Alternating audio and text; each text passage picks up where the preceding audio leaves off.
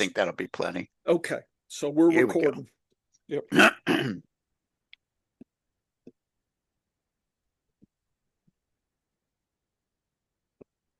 How you doing, everybody? Welcome to the Science of Fantasy Football. Why the Science of Fantasy Football? Well, you get a meteorologist and a biologist together. They're going to use the scientific method, and that is guaranteed to make you a better fantasy football player. How can I give a guarantee in something as flaky as fantasy football? Well, it's all about using statistics in a wise way. And today we have a special fantasy football recap episode. And joining me as he always does, he is the fantasy professor. He's the real professor. It's John Bush. John, it was so great. And here's this our time picture of the two outlaws at There the we Expo. are. Here we are. And you see mysterious data behind us. We had our research poster. I had my Red Dog Saloon from Juneau, Alaska shirt on, my Chupacabra hat you can't see. And there's this other homeless guy walked up and was talking data with me with his Yeah, Chicago Union shirt. There you are. it was We actually crazy. look like we know what we're thinking about and are trustworthy. I don't know. We're pretty shifty. But anyway, this was us. If you walk by and you didn't recognize us, then there we are. But that was the first presentation of two scientific posters. Dennis had one, I had one. It's all good. Had lots of data. I think we had some interesting results to talk about. I'm not sure if enough people caught it. That's fine. Makes it, makes our job easier to take their money if they do accidentally play against us. We will pick their pocket. Always enjoy that. And Dennis, I'm going to let you go, but I thought we would have to start out our expo with the picture here. And I'm hoping next year that we will have others join us. Don't know if we will, but I think you and I will have at least four or so, huh? How many Yeah. easels do we have? Do we have four? We can order more. I know, but That's right now we that's the got situation. four. Right now we got four. I Well, there's think no reason we can't have four posters. no, and there's really no reason with all of our research that we churn out Oh, every year that we couldn't have a half dozen of our own we could. posters. Yeah. And I think we'll have we had some I very hope. interested people. Yeah. And it was funny, Professor, because first of all, I want to give a big thanks Bob to Long. Greg Kellogg Greg for opening the dialogue with Yeah. Bob Long. Yeah. Bob Long. Bob Long Thank you, for Bob. taking a chance, Yeah. Thank you, and Bob. Bob seemed impressed. So I Bob hope he will. was so busy. He was That so man busy. has a Oh, lot to say grace over, Dennis. He's like the ringmaster. And, no offense, but there's a lot of clowns in this field here. oh yeah, And yeah. they're herding cats, and everybody's going every which way. And Bob was trying to herd them. And the panels were working pretty good. You and I sat through a couple of them. Yes, And yeah. I enjoyed aspects, of them. Just if Bob is listening, I'm sure he's not, but I would love if the science posters ever get going, I would love to make a lecture series based on that data. And I would be glad to have me or others get up and do a more of a college style lecture using PowerPoints and data and, make it about the research and going that way. Uh, I think there's a place for that. I hope down the road. I don't know when it's going to get here, but my goal would be having our own block of time. Maybe that's Thursday.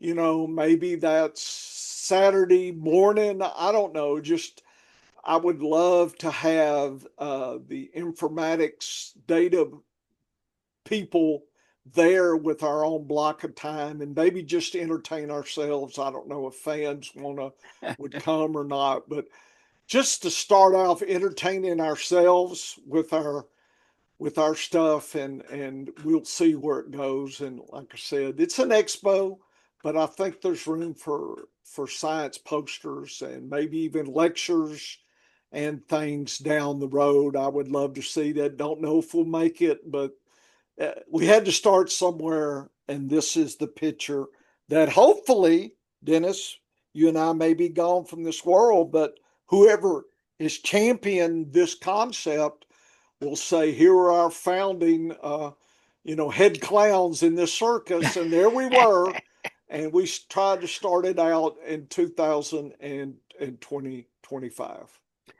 And I think it was a grand success because we got people that were interested. We got people talking. We had some folks talking statistics with us. The box and whisker displays are Colorful, colorful. are colorful, real easy way for even people without statistical backgrounds to understand. Because Range, floor yeah, ceiling concept. so the poster that is on the left-hand side closest to you, Uh-huh. it was really fascinating data because it talked about touches Yes. by running backs Yes. and how predictive it is from one year to the next. Yes. And what I think the hidden takeaway on this one was is that second group of running backs, the 6th through 10th running backs in touches. Now, this is not in fantasy points. This is No, in just touches, touches. but volume is so important Yes. at the running back position, especially that 6 to 10 were not statistically different than 1 to 5 Last year last year. versus this year. In other words, what Correct. are they going to do? In other words, predicting what they'll do this year, you're probably going to get more bargains. At least that was my thinking. Yeah. Because people are looking, oh, well, this, that, and the other. And the top five are going to get more attention than 6 through 10. And this data says there is a tendency, obviously, the top five to be a little higher, but statistically, it's not different right now. Doesn't mean with 10 more years of data, it won't be, but we're, Dennis, we can only do what our database, Yes. allows us to do. So Yes. right now, that's our takeaway. Notice And right now, science can change, folks. science can change and the game is ever changing. So That's it true. would make no sense to look at touches from 1995 and what No, happened in 1996 and say that that would be indicative of what's going to happen from 24 to 25. The game has changed too much over that 30-year time frame, and I believe, and you notice I say I believe, not definitely 100%. This is because that's science too, folks, is you have a theory and the theory needs more testing.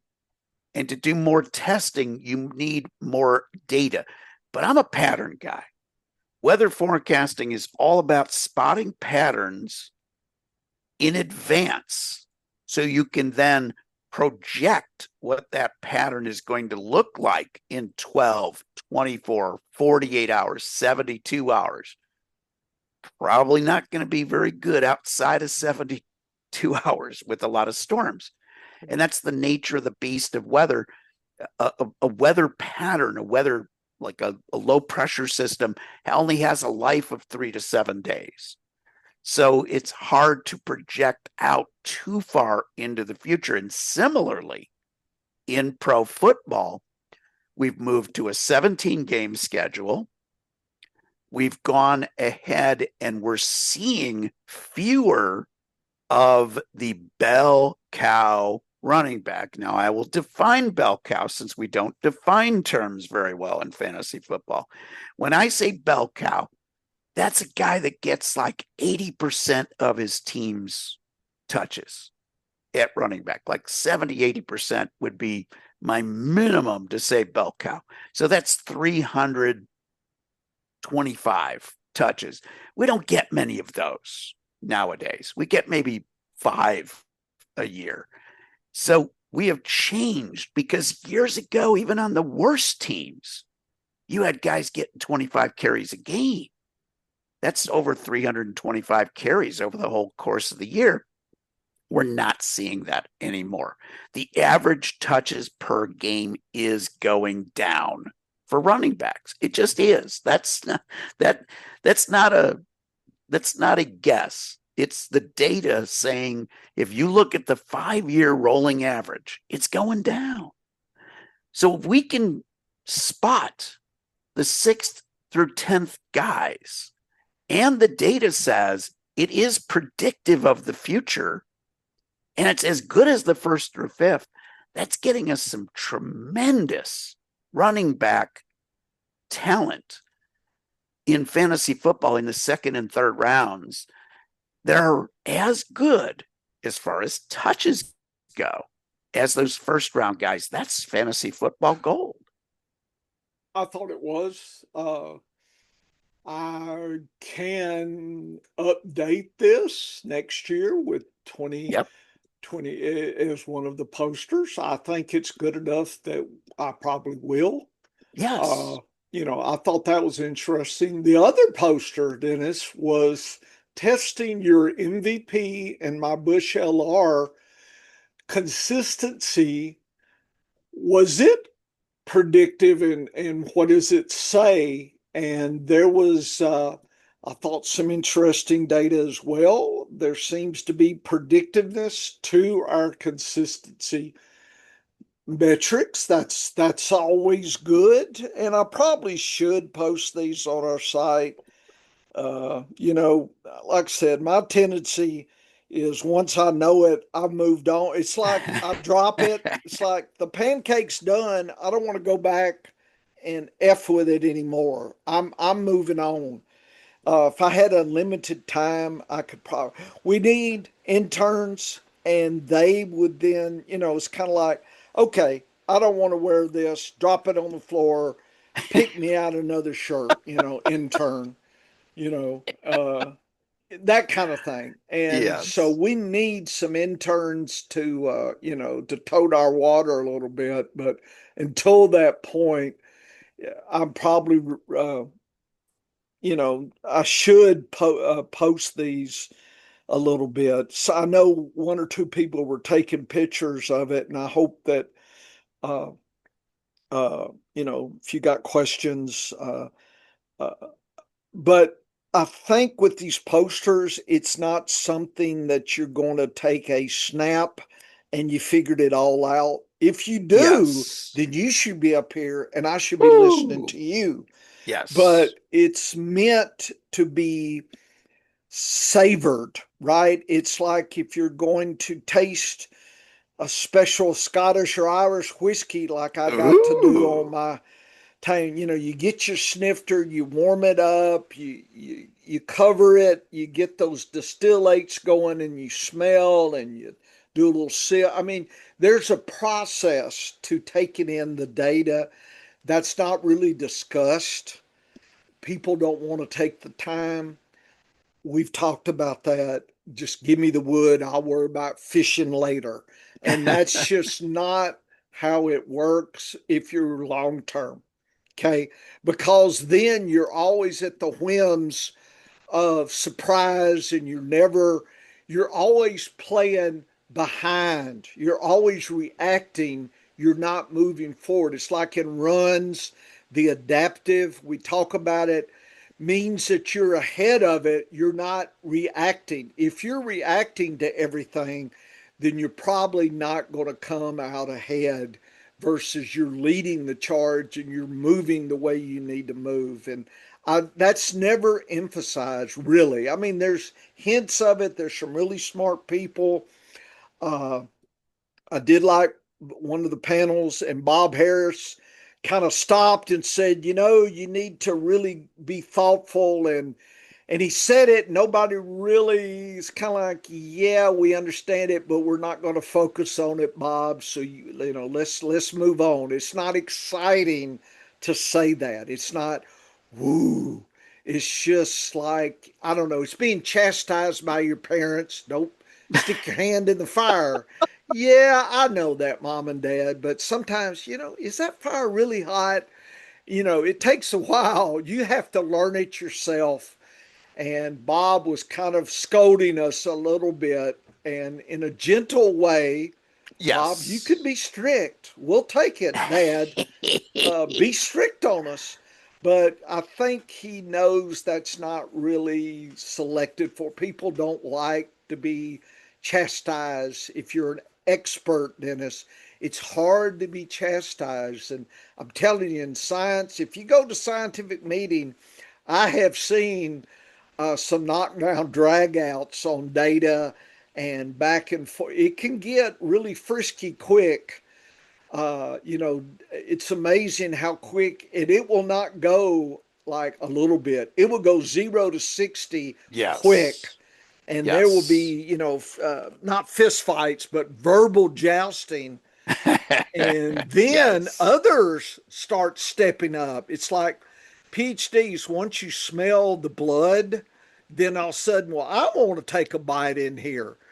And so, you know, I know those panels are trying to be sweet and they really don't want to take a little nibble out of somebody else's take. So they don't, and that's fine. We can all get along. But really, to take their money, come on, Bob, take their damn money, uh, get them, chew their ass. And that's just me. Of course, I don't play against Bob because I ain't no fool. Why would I play against some of the best when I can pick other people's pockets that are Oh yeah. a little bit easier? Dennis, I'll be the big fish in the little pond as long as I can take the money. I don't care. I don't need to be the big fish in the big pond. That's too much work. I'd rather take a little bit here or there, and all of a sudden everybody look around. Where'd all that money go? And that's what I want. I want to be gone, and I'm back next year. And by the way, anybody that's been tracking me on FFPC, I have changed my name. You don't know Yeah. who. Yeah, you don't know who I am now because I start thinking, who dat. They may start figuring it out. So I see the same people, Dennis, and Oh I yes. didn't want them to know who Yes. I was, so I changed my names again. And one year, it's going to be so Dennis's name is going to be so terrifying. I'm going to be him. I'm going to put DMC squared, and that's go. I've already picked my next name for next year, Dennis. DMC squared, Oh and I God, will. They that's will funny. quake in their boots at some point. I don't know next year, but somewhere down the road, it's like, man, I got to get out of this league. This man's here, and I'm leaving. See, I can scare him away, Dennis. So I've already picked my next name, I DMC squared. like that. I I need to like get that that. on Twitter. We need to cover that name, Oh yeah, there you DMC go. squared. Get, Getting back to the I'm panel sorry, at the Dennis. You expo. know me. I get You going. That's a good tangent. But here's the thing I liked about that first panel of the day. It Yeah, had every big expert known to yep, mankind yep. because you had Yeah, Jim there were some Coventry, great people. you had Bob Harris, Yep. you had Patrick Doherty from NBC, you Yeah, had there were some good Andy folks. Behrens was Oh up there. yeah. I can't even remember all of them, but they were all up there. And It was like Mount Olympus. yes, these guys are really Guys and really good. girls. Yes, but this particular panel was all male, and I that didn't was notice that. also Hey, yeah, that was also come kind on of because now. there's some really good female I was fantasy about to football say, come players, on but now. they were it was all pretty much the male panel. Um, but what I liked about them is we heard the words research, we heard the words range of I outcomes. did hear that. That's the way we need to be thinking. Bob Harris, even, and here's the thing, Bob Harris has forgotten more Yeah, about football than I'll ever learn. Okay. yeah. He's a brilliant man. And I'm not saying that to kiss up to him because I'm just He's got giving plenty of people to kiss up to him, Dennis. given facts. Okay. And first of all, Bob is also a very nice man. Like you can come up to him out of the blue and he will acknowledge people, he will talk to people. It's not just, oh, you're the important people I want to talk to, and no, you're a peon, I don't have time for you. Bob Harris is genuinely as nice as they come. And Bob Harris said, we're going to be wrong. We are going to be wrong about players during the course of the draft season. And that's important to remember because the whole reason my better than zero strategy works, Professor, is that it rewards us with success when we're wrong about a player. Like last year, Rashad White was a better than zero selection, but he was one of the guys that I say, if I take him, I'm taking Bucky Irving. If I take James Conner, I was taking Trey Benson. Okay, now I mentioned those two specific handcuff situations because one paid off great and the other one didn't pay off at all. Benson didn't pay off. But the reason Benson didn't pay off is because James Conner stayed healthy and kept the job. Yes. So that's the key here. Rashad White got beat out for touches, then got hurt, and then lost all of the volume to Bucky Irving. Yep. If I had said at the beginning of the year, if you had asked me to, like you have this year, to put a percentage on it, I would have probably had Trey Benson a little bit ahead of Bucky Irving. But the key was, if I took Rashad White, I was taking Bucky Irving. And I was taking Bucky Irving about 7 to 10 spots above ADP. That's how I felt about the guy. Benson was going at a price that he was easy to get if you had Conner. But I wanted to make sure I had Bucky Irving because Rashad White is not James Conner. Okay. I thought Trey Benson was a better player than Bucky Irving. But James Conner was more likely to hold on to that role if he was healthy than Rashad White. Rashad White is a good but not great running back. Teams want great running backs. But this was a situation where if I drafted Rashad White and James Conner, I followed up with Benson and Bucky Irving. Boom, I am safe. Yes. As it was I asked the question at the Expo to this panel of experts. I like handcuffing my own running backs because that yields guys like Bucky Irving. Why am I right or wrong? And I was told I was wrong because I'm limiting my upside. I already knew that. I was okay with limiting my upside. By the way, what does that mean? What's the definition of limiting? So limiting 10%, 20%? Yeah. So what does that mean? I don't know if there's a number there. There isn't a definition. There is no definition. Like so many things, the word upside doesn't even have a definition. I don't even know what that means. Yeah. But when I think of upside, I'm thinking, okay, a guy that is going to finish 15 to 20 spots higher than where he's being drafted. That is rarer than you think. If I can think about my data, incredibly rare. Yeah. But here's the thing. One of the best ways to hit on that incredibly rare is by handcuffing your own guys. Yeah. Because if I handcuff Bucky Irving to Rashad White and Trey Benson to James Conner, I've got two backfields that I don't have to think about for the rest of the year. That's not limiting my upside. That's guaranteeing me some upside.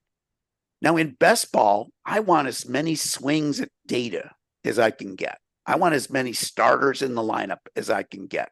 So I understand that. But I wasn't asking for I was asking specifically, and I even said in my question, in set lineup leagues, meaning dynasty or redraft, I love having my own handcuffs because then only one injury has to take place to activate my players being valuable. Why am I right or wrong? And the answer was you're limiting your upside by handcuffing your own guy. But he did follow up by saying that's an insurance policy. That's why you buy insurance, is for the disaster, right? I didn't buy insurance because my agent's a nice guy. I bought insurance because I want to make sure my car gets repaired if bad things happen. But I would prefer for bad things not to happen, right? Right. You don't want damage to your car. You don't want your car destroyed. But I'm not limiting my upside by drafting my own handcuff. I'm actually guaranteeing some upside. Because if I draft 4 different running backs from 4 different teams, and I've got 2 backup running backs, now my primary running backs on my team, my first 2 running backs, my starters, get hurt. I'm not guaranteed of points with those 2 handcuffs to other running backs. And that's where this answer, while being technically right, although he didn't define what upside means, if I'm going to use a term, I'm always defining it, right? Trying to. But in my situation, I've now got 4 worthless running backs unless I get 2 injuries. I get an injury to my starter and an injury to someone else's starter. That's why handcuffing, even though it's considered taboo to handcuff your own guy, that's like 4 years ago type of good. That's 0 RB. That was good 4 years ago for a specific set of time. The way running back situations are now, here's where I don't really care to handcuff my own guy. What if I don't know who the second running back is? If I draft Kyron Williams, is it Blake Corum or is it Hunter, the rookie? That's the back. I don't know. I don't know. Could be both. If you don't, that's the other answer. Is sometimes on the rare occasion with a deep enough bench, I might grab all 3, and then I'm like, I love this offense. If I grab all 3, I am set with a running back. And sometimes here's the difference between philosophies. And again, the guy that answered the question, I think it was JJ Zakarison who answered it. But the guy who answered the question said, you're limiting your upside. Correct. But I'm helping my upside for the fantasy football playoffs. Because here's how I play fantasy football that's a little different than everybody else. I don't care if I'm the top scorer for the whole year. I would like to be one of the first 2 teams because that eliminates a game in the playoffs and gets me to the Final Four right away. But I have won as many championships from the 6th seed, or in a couple occasions with larger leagues in the 8th seed, than I have from the number 1 seed. Because injuries happen, and injuries sometimes happen at the worst times. And sometimes those great teams that scored the most points, they did so because you had a set lineup that was really, really good. But you didn't have a lot of depth. And if you get an injury at the wrong time before those final 2 games, you are sunk. But if I get an injury and I'm handcuffed to my starter, I just plug and play. I don't have to worry about the landscape of injuries. And I'm good to go. But the better than 0 strategy, the reason it works, Professor, and you notice it's an adaptive form of drafting, so it will always stay up with the latest stuff. The reason it works is because it pays us off even if we're wrong about the initial player at running back. And I kind of like that. But fascinating trip to the Fantasy Football Expo. Got to hang out with a lot of fun people. Got to see Greg Kellogg again. Got to see our buddy Tip Major, Nick Wilcox, who came up to us at Draft Night Out last year. He sought us out to say hi again. Uh, of course, JC and Iggy, you know, become very good friends here over the past year with everything that they are doing at the sports affiliation. Love those guys. Was great to see everybody. That's the most fun. One of the guys that I got to see that came up to me during the poster session that we were having, it was John Loeb, who is the Gridiron Scholar on on Twitter. He's a school teacher by trade. And I had never met John in person. He is just such a friendly, fun guy that I was glad he came over to say hi. But what a trip to the Expo, Professor. It was, and look forward to it next year. And we will hopefully start beating the drum after this season to get more people interested in data. We'll put some things out to help you design posters and push it forward. We're not going to charge anything. There's no money here. This is just to move this concept forward. Makes me happy, makes Dennis happy. It will make you happy if you do a poster. And, we want to move this forward. I think there's a place in the expo for it. I'm not sure how many people will participate percentage wise, but I think those who love the data and like to think about things in a scientific way, or at least try to, doesn't mean they're scientists now, but everybody is born a scientist. If you've ever had kids, just watch them in a high chair and they'll throw things off and look. They'll look at, well, what just happened? That's an experiment, Dennis. We are born, okay, let me pick up this wasp. What happens? Oh, you learn, right? Trial and error. That is the human way. Parents hopefully will, uh, give you a shortcut to say, don't pick up a snake or a wasp. But anyway, sometimes kids don't listen. And but we're all born scientists. It's there, folks. You can do it. We've done it. It's has been done before us, will be done after us, and I personally enjoy it, and it's fun. So I invite you, Dennis, and I will help. We would love to see any and everybody do posters. I think Bob Lung will be supportive. I think you'll be surprised other people will join up. You'll get to meet people. Uh, if you can't make it, I think you could still send a poster. Oh yeah. Yep. So there is an opportunity to do that as well. To get your name out there. It's a way to build. I will say that it's not really mainstream, folks, and you won't become instantly successful if you do have a poster, but it's something satisfying. And it's like, if you're fishing, you catch a big fish, not a lot of people, your family will know, and you'll be eating it maybe, but the world won't know. Hey, you just caught a big fish. I mean, it's this trout's the biggest trout I've ever caught. I know it's satisfying. So there's a self-satisfaction that I think people miss in this. It's not a grind.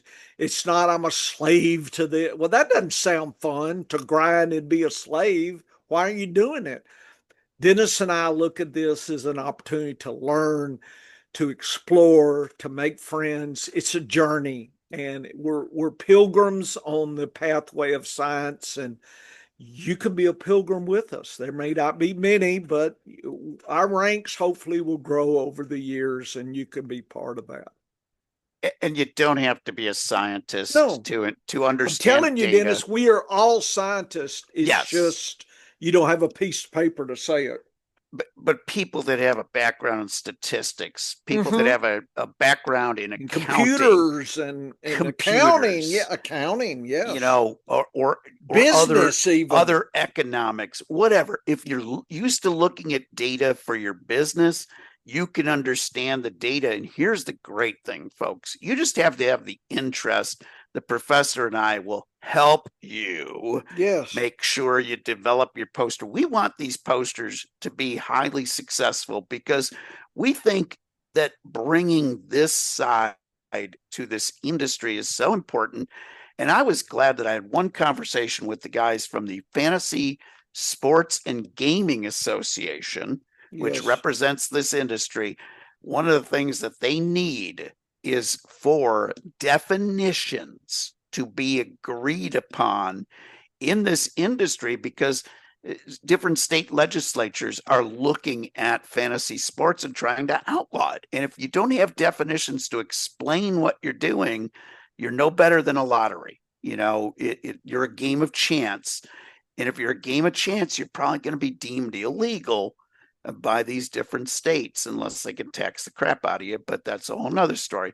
But the what we are trying to do in bringing some stability and some definitions and some data to answering these questions in using the data honestly, unlike so many people in the fantasy football space that use statistics the way a drunk uses a light pole.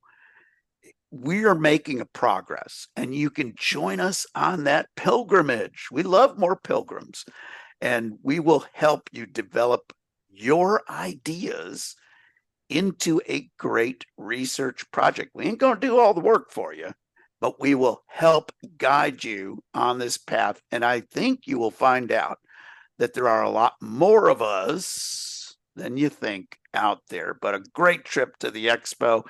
Great seeing you. Great hanging with your family after show hours. And boy, that alone is reason to come to the expo, Professor. We had such a good time Oh hanging yeah. out. Yeah.